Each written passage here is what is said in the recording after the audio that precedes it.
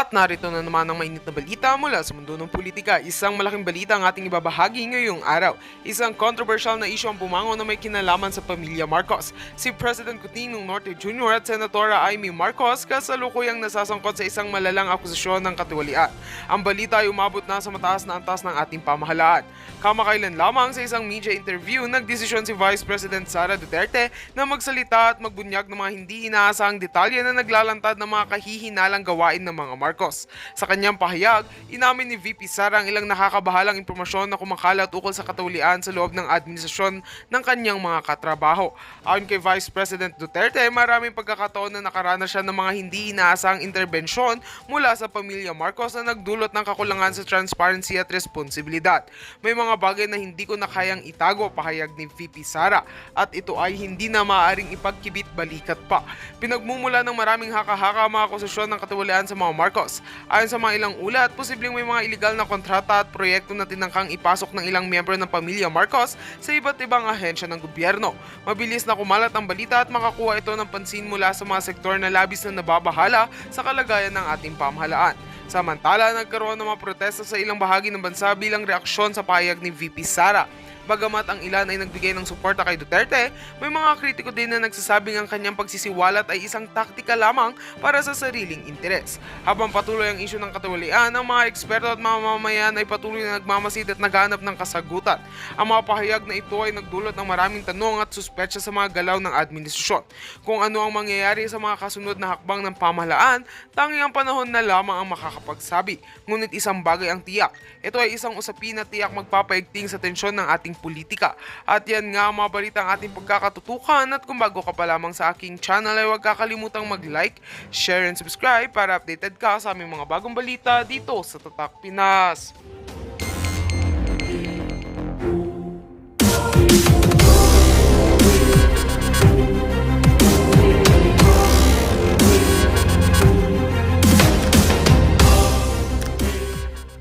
Yes po, hindi by group. O kayo, Banateros, kausapin ko. O kayo dyan, taga SMNI, kausapin ko. O kaya dyan, taga ibang probinsya, kausapin ko. Hindi. Nagpasalamat si BP Sara isa-isa.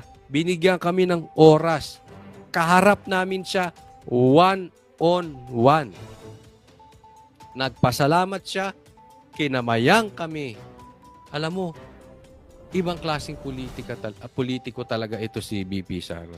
Kakaiba kasi alam mo, di ba, yung iba magpapasalamat. Salamat sa inyo. Oh, bigyan ng 5,000 yan. Hey! Di ba? Ganun. Di ba? Na kailangan naka-broadcast. Di ba? Kailangan kita yung mga magandang ginagawa. Ito hindi. Wala. Tapos, pangkalahatan. Para yung oras niya. Kaya, alam mo, kakabilib ako kay Bibi Sara. Kaya nga sabi ko, eto etong nung time ko na, sabi ko, BP Sara, ma'am, hindi ko na po pagtatagalin yung pag-uusap natin. Kasi alam ko, pagod na kayo. Ang dami nyong inaasikaso. Tapos, isa-isa kaming kinausap nyo. So, nauunawaan ko po kayo. Ang importante naman sa atin, nagagawa nyo yung trabaho ninyo. Maraming salamat sa pag-iimbita nyo sa amin. So, sabi nyo, hindi. Itong oras na ito, nakaalaang talaga sa inyo yan. Sige. O, parang ine-encourage na mag-usap kami. Sabi ko, eto na lang. Isa lang ang sasabihin ko, ma'am. Isa lang ang request ko sa iyo, ma'am. Sana po, ituloy po ninyo tumakbong presidente sa 2028. Kasi ma'am, we cannot afford to lose you. Cancer na po ang nangyayari sa Pilipinas. Pag ikaw ay hindi pa tumakbo at iba pa ang tumakbo, dadamputin tayo sa kangkungan. Alam mo, sagot ni BP Sara, sige, pag-iisipan kong mabuti. Sa akin, okay na yon. Ako ayoko i-judge si BP Sara. But I really think tatakbo siya sa 2028. Kahit sabihin niyang ayaw niya or hindi, Kasi hindi niya matitiis yung nangyayari ngayon. Kaya ipakita natin, isigaw natin na kailangan natin. Totoo yan. Ang tingin ko dito sa politika natin, cancer na. Kailangan natin ng katulad ni BP Sara. Sigaw nyo na po yan. Isigay nyo. And naniniwala ako, hindi niya tayo matatanggihan. Dahil alam niya na this time, nakita niya na mismo kung gaano kagarapal ang gobyerno natin ngayon. Kung gaano kabulok ang sistema ng politika natin ngayon. Hindi niya lang alam. Iba kasi yung alam mo eh. Iba yung dinaanan mo. And this time, dinadaanan ni BP Sara. And I believe, hinugto pagdating ng 2028. Kung aabot pa ng 2028. Dahil kanina may usap-usapan. Ayan. Ito naman ay usap-usapan lang ng mga vloggers. Kasi, nakakapagtaka talaga at nagmamadali si Martin. Di ba? Bakit? Ba't pinipilit niyang madaliin? Alam mo, may nagsasabi, kasi baka mamaya hindi na maganda ang kalusugan ni Marcos. Yung iba nga nagsasabi, baka ma-overdose kasi si Marcos. Di ba? Yan ang mga kwentuhan doon. Automatic, Vice President ang papalit. Ayaw nilang mangyari yon. Dahil pag nangyari kay Marcos, na matigok si Marcos, ay hindi hindi yayariin sa overdose o sa sakit o sa problema, sa stress. Pag natigok yan, automatic uupo si BP Sara. Yari sila. Kaya minamadaling tanggalin si BP Sara. Kaya nga, sige, gusto nyo ilabas yung impeachment? Ilabas nyo, tingnan ko kung magsasucceed kayo. Kasi ngayon, halatang halata, naduduwag na sila, wala silang makuha na hindi sila makalakap ng enough na pirma. Hindi na nila kaya ng impeachment. Bumubuelta na sa kanila yung mga pinaggagawa nila ngayon. Saka nagpa-press con. Dito hinarap niya ang mga media. Una na rin ang 2 impeachment case na inihain laban sa kanya sa Kamara. Kabilang sa basehan ng reklamo ang issue sa paggastos sa confidential funds. We do not target one office and terrorize and torment the employees of that office. Why not call the office of the president? Yun, ang ganda na sinabi mo, BP Sara.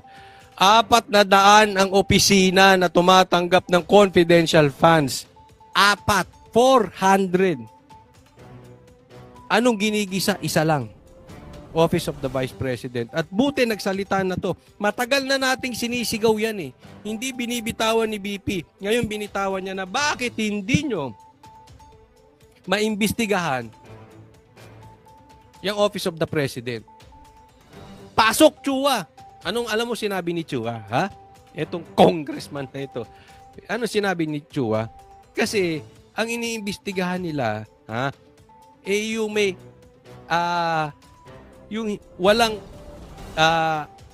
kinalaman sa national security. Kasi ang presidente naman kailangan talagang protektahan ang security ng buong bansa ng Pilipinas. So, tingnan natin. May point doon si Chua. Pero ito, I challenge you. Bigyan nyo ng confidential fund si BP Sara na maayos. Huwag nyong gipitin. Huwag nyong pagkaisahan. Pupusta ako sa inyo. Ubos ang komunista sa Pilipinas. Ubos ang NPA. Kung hindi man ubos na ubos, mababawasan ng todo. Pagbigyan nyo 1 taon, anong ibig ko sabihin? Huwag niyong sabihin na walang kinalaman sa national security si BP Sara. Alam naman natin, ito ay ginagamit para labanan itong mga makakaliwa. Kaya nga binabanatan to ng komunista si BP Sara eh. Kaya binabanatan nila yung confidential funds ni BP Sara. Dahil ang Duterte, specifically Vice President Sara Duterte, talagang binabanatan ng mga makakaliwa. Ang mga komunista, mga NPA. Di ba? So wag niyo sabihin si Marcos lang kasi presidente siya. O pustahan naman tayo. Bigyan niyo ng malaki na confidential fund si Marcos. Hindi mauubos ang NPA. Hindi mauubos ang komunista. Sa katunayan nga, lumalakas na ang komunista ngayon. Lumalakas na ang NPA. That is public knowledge. Huwag na tayo magbiruan. Yan ang totoo. Yan nga sinasabi nila Greco, nasa Congress na nga yung mga komunista na yan eh. Yan ang sinasabi na ng taong bayan. Nasa loob na mismo ng Congress. Kaya huwag niyong gawing palusot na mayroong karapatan ng executive or ang presidente sa seguridad ng Pilipinas. Hindi po. Sino sumisira ng seguridad ng Pilipinas? Yung mga lintik na komunista na yan. Yan ang totoo. Huwag nyo nang binobola mga taong bayan. Bakit takot kayo?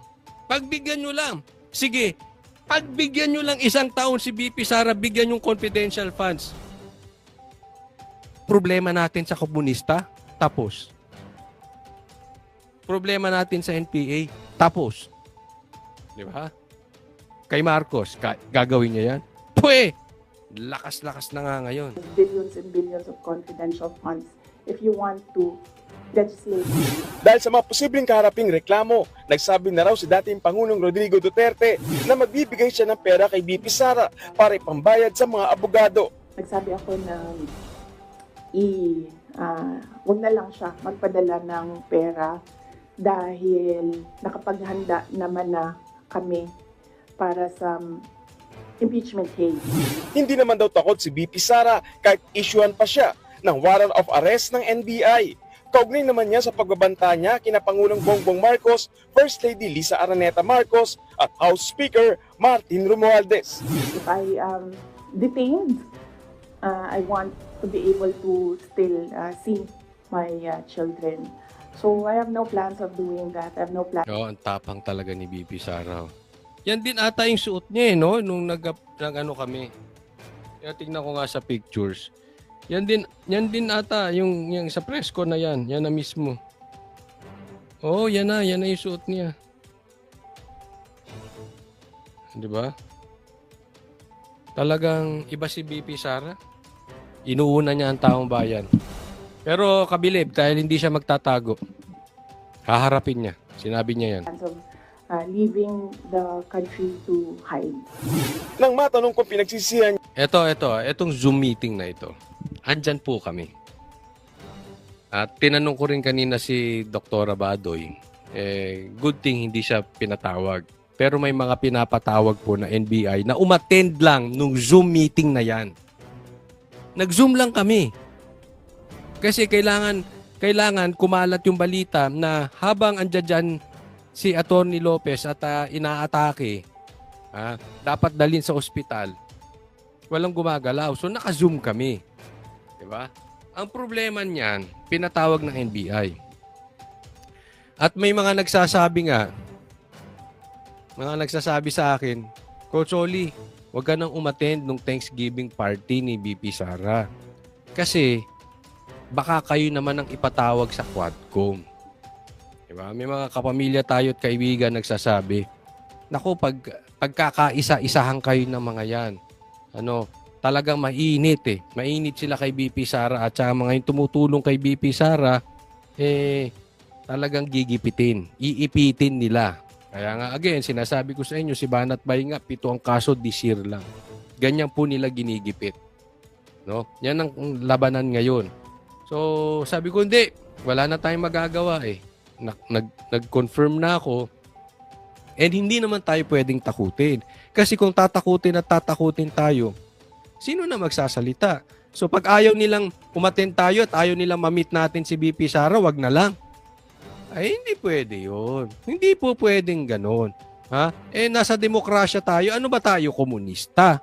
Di ba? So, ngayon, kung gusto ninyo, kasi total, ganyan ang gagawin nyo eh. Ay, patawag yung Zoom meeting, pinapatawag ng NBI, kailangan na umattend, ganon. Ito naman ngayon, baka naman patawag din ng Quadcom. Para hindi na kayo mag-research, gusto nyo, submit ko na. I-submit ko na sa inyo kung sino yung umattend. Di ba? Para hindi na kayo nagkakaproblema. Sabihin nyo lang. Patawag ng Quadcom. Ba't kayo nasa Thanksgiving? Alam nyo naman na may pinapatawag siya ng NBI.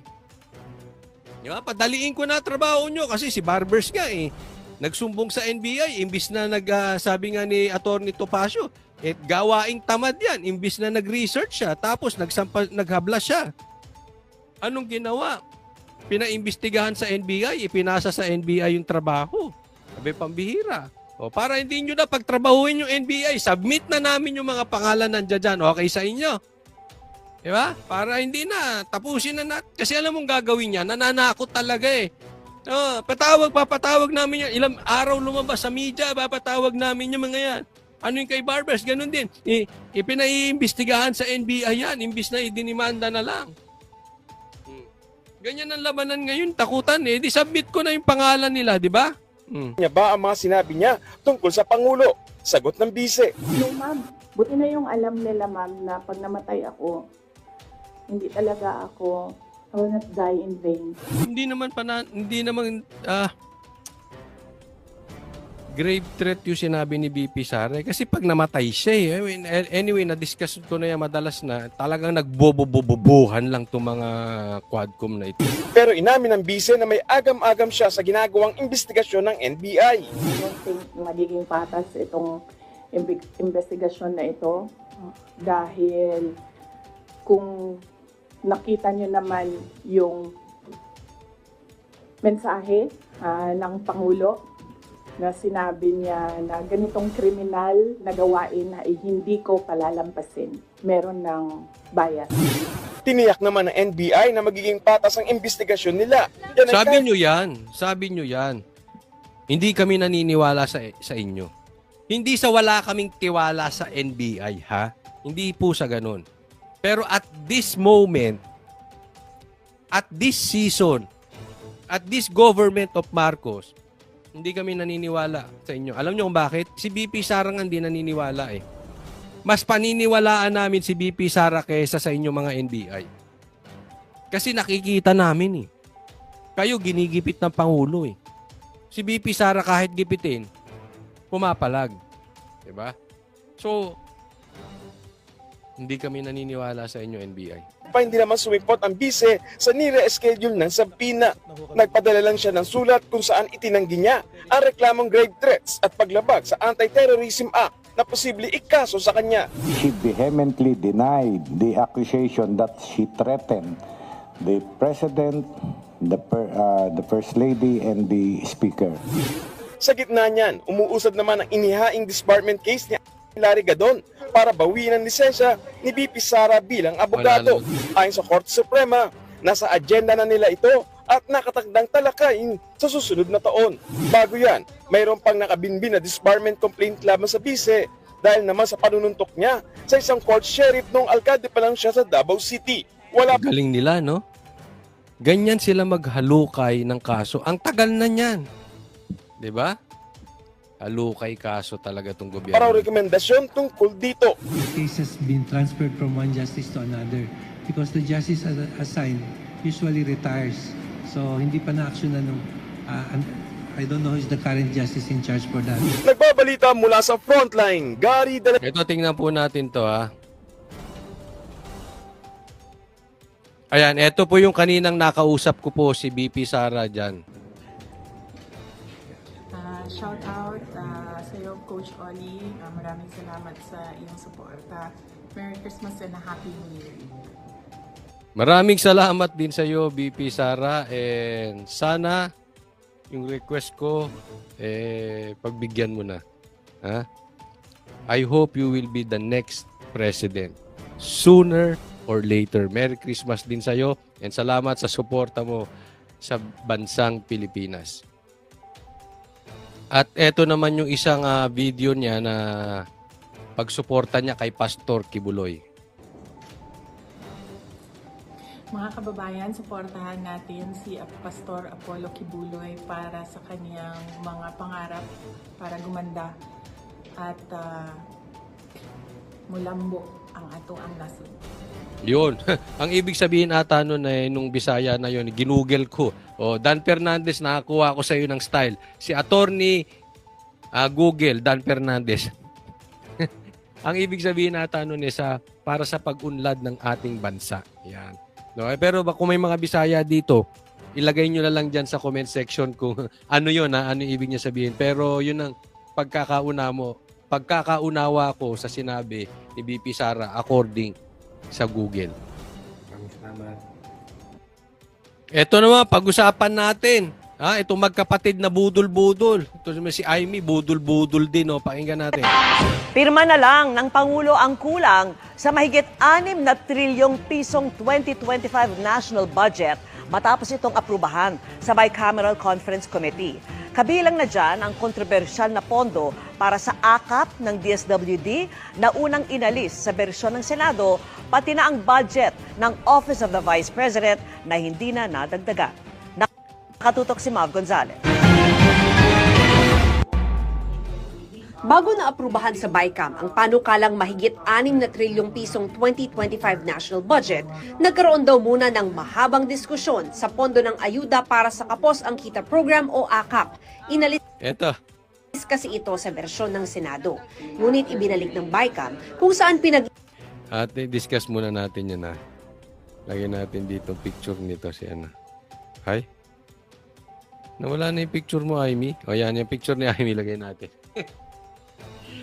Budol-budol din to si Amy. Alam mo, ang yabang-yabang pa nito, kine-question, bakit wala naman yung version ng akap na yan, parang redundant na yan, bakit kailangan pa niyan, wala naman sa listahan niya, bumula-bula na ang bibig niya, daming sinabi patungkol sa akap. Di ba? Hindi naman, wala yan bakit biglang naisingit yan, ganyan, bula-bula pala ang bibig. Yung pala budol-budol, ibinalik din pala. Anong gusto? Meron din dapat ang Senado. Para kayo naging ACDC. Attack, collect, defend, collect. Ibig sabihin, inatake nyo lang para magkaroon kayo. Pero hindi nyo talaga planong pigilan dahil masama yung akap na bakit isiningit yan ni Martin. Diba?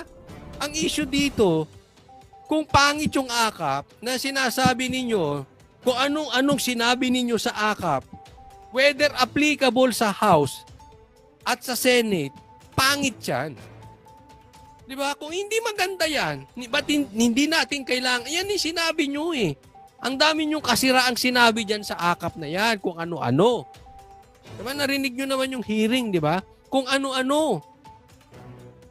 Ngayon, ganun din pala, papasa rin. 26 million, 21 million sa Kamara, and 5 million naman, dito mapupunta 5 million sa Senado. Pambihira, no? Naglulukuhan ba talaga tayo? kasi ito sa bersyon ng Senado. Ngunit ibinalik ng BICAM kung saan pinag-iisa ang bersyon ng Senado at Kamara ng panukalang budget. Pero sa bersyon ng BICAM, binabaan ang pondo sa 26 billion pesos mula sa inilaan ng Kamara. Mali ito, bilyon! Bakit milyon yan? Bilyon! Na 39 billion. Pwede na rin itong magamit, hindi lang ng mga kongresista, kundi pati mga senador. Linaw natin yung mga guidelines para dito kasi dati ito ay sa House initiative lamang. Ang co-equal body at para naman may transparency, ang Senate ay merong ding pagkakataon. Transparency ang tawag mo ron? Dapat meron kayo para may transparency. So pag wala kayo, walang transparency. Mismo din talaga mga politiko, no? Na makatulong sa pamamagitan ng AKAP. Naku. Ang dami na nating abulo na binibigay sa taong bayan. Ang dami na nating alam mo, hindi ako against sa pagtulong sa ating mga kababayan. Pero hindi yan ang the best na pamamaraan. Yung bigay ng ayuda. Naging ayuda country na tayo. Pambihira na